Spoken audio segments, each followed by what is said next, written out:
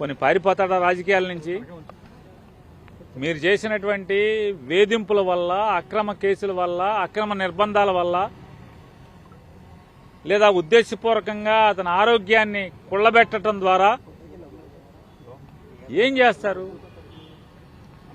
రాజకీయ జీవితం నుంచి, ప్రజా జీవితం నుంచి, గన్నవరం రాజకీయాల్లోంచి, గన్నవరం ప్రజలకి సేవ చేయడంలోంచి ఏమైనా పారిపోతాడా?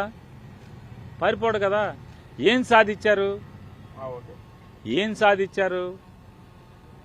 ప్రజల్లో, మరీ ప్రత్యేకించి గన్నవరం ప్రజల్లో వంశీకి సంవత్సరం తిరగకుండానే సానుభూతిని మూటగట్టి పెట్టించగలిగారు. మీ పార్టీకి మీరే గొయ్యి తవ్వుకున్నారు. మీ రాజకీయానికి మీరే చేతబడి చేసుకున్నారు. ఏం సాధించారా అంటే సునకానందం తప్పితే ఏమి సాధించలేదన్నది అల్టిమేట్గా రేపో మాపో లేదా 4 ఏళ్ల తర్వాత ఖచ్చితంగా ఎవరెవరైతే దీంట్లో పాత్రదారులు ఉన్నారో అందరూ కూడా తెలుసుకుంటారు. మీరు వంశీ గారితో మాట్లాడాలి. అది ఖచ్చితంగా వంశీ గారితో మాట్లాడండి. అతనే పారిపోయే రకం కాదు, ఎక్కడికి వెళ్లే రకం కాదు. గన్నవరం ప్రజల మధ్య బతుకుతాడు. గన్నవరం ప్రజలకి సేవ చేస్తానే చివరిదాకా ఉంటాడు.